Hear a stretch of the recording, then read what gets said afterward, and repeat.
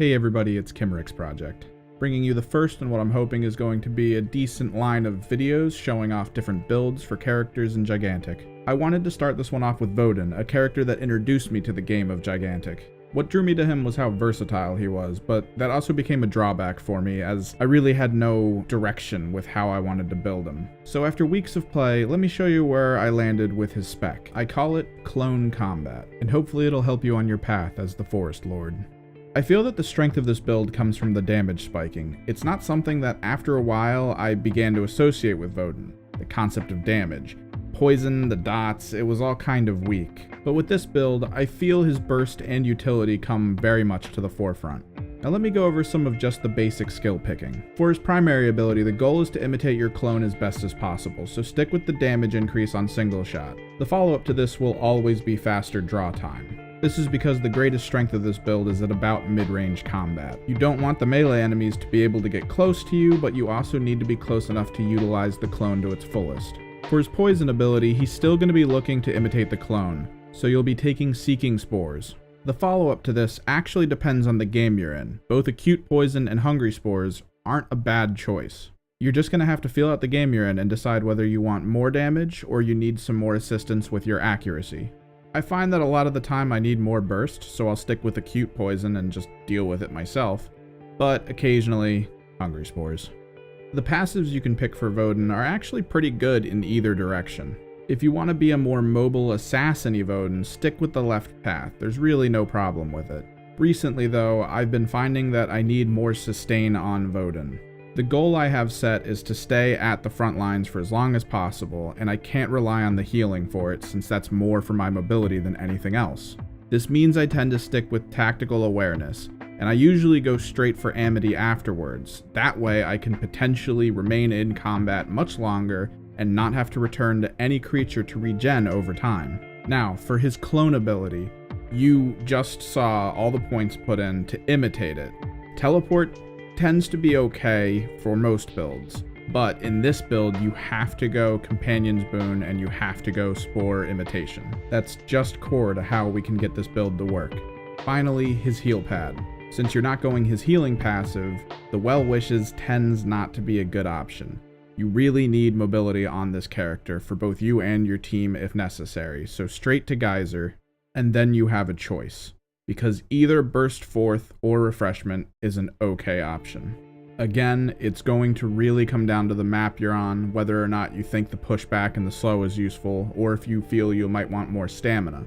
Since I don't go the stamina enhancement build, I find that I often go the plus 25 stamina on use. I just feel safer knowing that I can get away that much easier. Now the passive that you go for was one that, up until this point, I never thought I was going to use. I didn't see the purpose of it.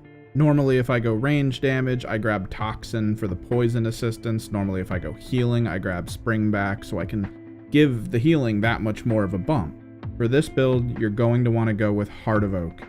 Heart of Oak claims it increases your stealth by 1 second. What it doesn't inform you is that it actually increases the length of time that your assistant is up also by 1 second.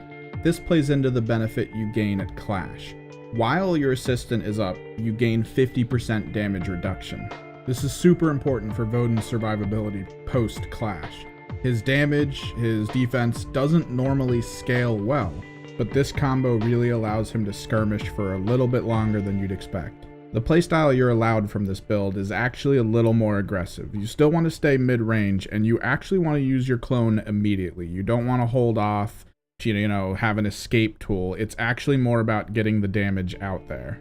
And as usual, always pick your engagement placement very carefully. That way you have an escape plan using your highly mobile jump pad.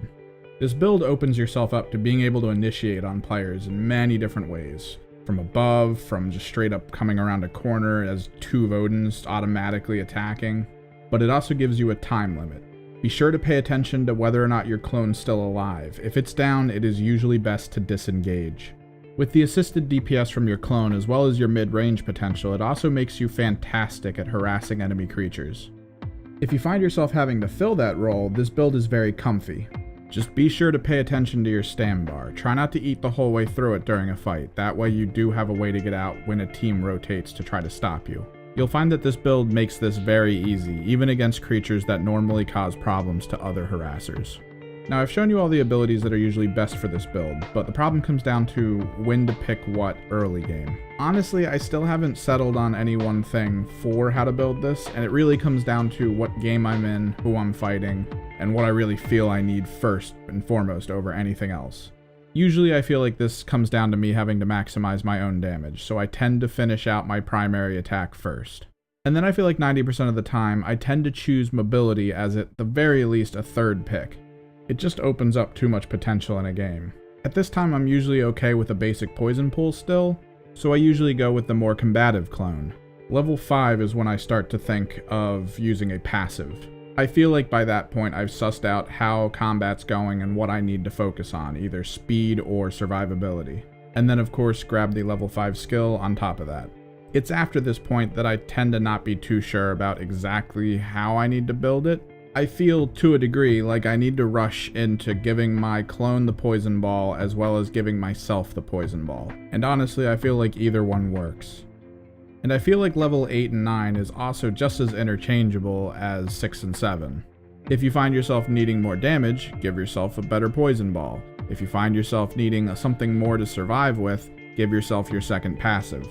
Level 10 is usually reserved for the upgrade for the jump pad. Now, if I'm on a map where I feel like the pushback could really ring some people out for not paying attention, I might throw it in earlier as it is a great way to start building levels getting some instant kills. Again, I'm still tweaking all of this, and at the end of the day, figuring out what you need to do tends to happen better during combat. Over time, hopefully you'll build enough experience with the character that you'll learn what to do, when, and why, and it'll almost be organic. But hopefully this video gave you some insight to how Voden can be played. I'll link the build in the description below, and if you want, you could even drop some of your own builds that you try out on Voden in the comments. And if you liked what you saw here, don't hesitate to hit that subscribe button. I'm going to be trying to bring you some more gameplay, builds, tips, go over some upcoming patch notes, new heroes as they come out, basically anything and everything I can. Thanks for watching, and see you in the arena.